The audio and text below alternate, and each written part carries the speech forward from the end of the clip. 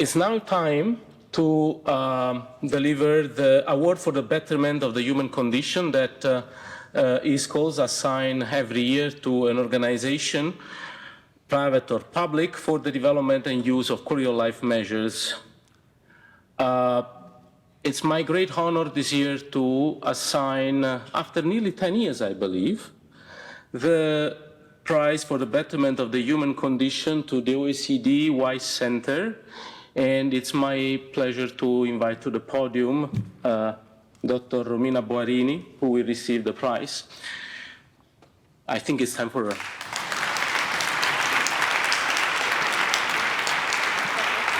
Thank you.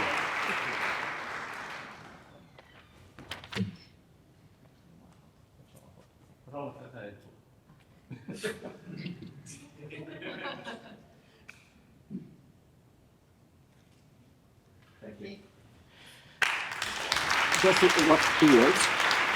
So, just so that we're on the same page, the OECD Centre is a leading international institution in the area of well-being, inclusion, sustainability, and equal opportunity. They contribute to strengthening the research, provide advice on beyond GDP agenda, provide support policies for well-being, inclusive growth, and SDGs. They've done an immense amount of work in the field of quality of life. You probably all have cited their 2013 guidelines on measuring subjective well-being. They do this and much more. They make a huge effort in distilling the long, controversial literature that we provide, and they distill it so that it's usable for policymakers, and not least, they also manage to create a knowledge base that can be shared among those who are committed to make this place a better, this world a better place. So definitely, it's my great pleasure to award the OECD Centre. Thanks so much, Francesco, and everybody else in this organization. Is obviously wonderful. It's a great honor to be here receiving this prize, and I'm going to be brief because I understand I am standing between you and a wonderful party that we have been promised, so I think we are all looking forward to that. But let me say a very few words, and I have a very long presentation that I don't think I'm going to show, maybe a couple of slides.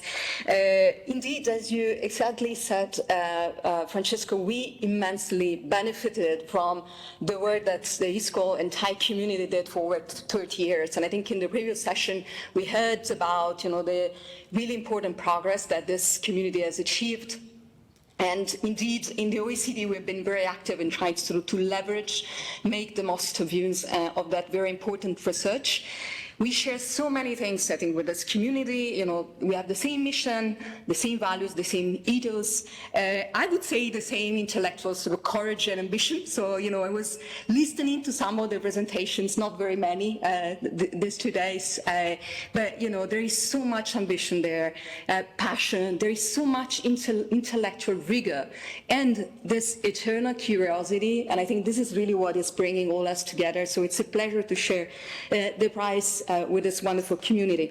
I'll say just a couple of words, if this works, yes, on the White Centre, because some of you may know about it, but maybe some of you may not know so much about it. It's actually a relatively new centre. So we've been created in the OECD 5 years ago. It doesn't mean that the OECD started working on well-being only 5 years ago. Of course, we started many, many years ago. But actually, it's only in 2020 that the OECD decided to create actually a center of excellence around those questions. And precisely the idea was to build on the important legacy that some colleagues before me actually have long-standing work that was done by the OECD, by the member countries in the OECD, and the entire sort of research community that surrounded us. But we've been very, very active in those 5 years, so I'm always very happy to show the wise in numbers slide, which gives you a sense of the fact that we really are very motivated by doing this work. So I'm not going to sort of quote all the numbers in details, but of course, if you go to our website, you will see all the reports the data that we are generating. Importantly, the way we are trying sort of to do this, I think is pretty new in the OECD. This is, of course, an organization that exists, has existed for 60 years, and the main raison d'être is actually to be there to engage with governments, which is still very much what we're doing today. However, we are trying to do it in a slightly different environment where we actually understand that to address the very fundamental challenges that societies face in terms of improving people's well-being for all, that requires engaging with everyone. And so we are really trying sort of to reach out and work with many, many different stakeholders. So that is a very big community we are working with, and of course you're very much part of that community. So just one slide to tell you what we're trying to do, or we've been trying to do for the last 5 years. So, and again, I have more slides with concrete illustrations, but this is just a way to summarize it really in a way that is possibly sort of brief and give you a sense of the journey that we accomplished so far. So it was important for us that we could, as much as possible, try to build on the important statistical work that the OECD and many others did on beyond GDP. So that's really the narrative that we've been trying sort of to build and construct within the OECD, but also sort of push. So we talk about well-being, we have a well-being framework, we have well-being reports, data sets, and etc. But it's really the notion about sort of going beyond GDP, and I think, you know, the subtitle of your conference is about redefining progress, which I find it quite fascinating, right? Because how many times we had that conversation, and sometimes I think we can feel a little bit tired and say, well, we already had that discussion.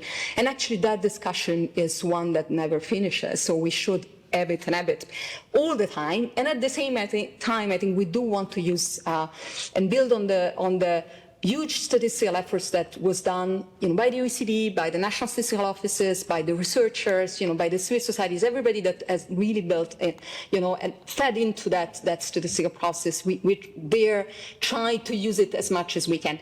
But if I have to sort of say and sort of point out the one reason why it was created is precisely because we recognize in the OECD that statistics and data is not enough. So it is obviously a very necessary starting point, but, you know, it really makes sense only if at some point it gets used.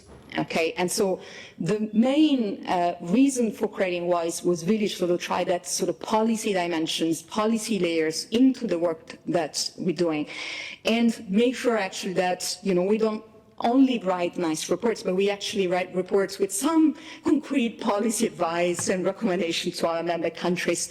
And we're actually working with them to also try to support the implementation of those sort of policy recommendations. Now, as I said, you know, the well-being conversation, you know, we have been having that in many places with many different people for the last 20 years. But, you know, we are also very much aware about the fact that there are new challenges that are actually emerging, and, you know, not just emerging, but building up really fast. And so part of the work that we tried to do in WISE was also really sort of incorporate in the analysis these new challenges. So we did a lot of work, for instance, on, you know, digital tech and how this is impacting people's lives, in particular the lives of children. We published a few reports there, and we will do more. We're doing a lot of work also to understand how climate change is having an effect on people's lives. And there are many more sort of risks that we see, you know, as emerging. Of course, the overall sort of political context is one that comes with a lot of uncertainties, a lot of risks. We are trying to also monitor those factors and again try to embed those in our analysis. So this is, I think, what really gives us sort of the capacity to do a bit of strategic foresight in this work and not just look at this as something, you know, for which we already have responses. And finally, Part of what we've been trying to do is precisely because the challenges are new, but also because there is a lot of innovation, so really a lot of potential to exploit, especially when we're talking about the data, I think, and even the solutions that have been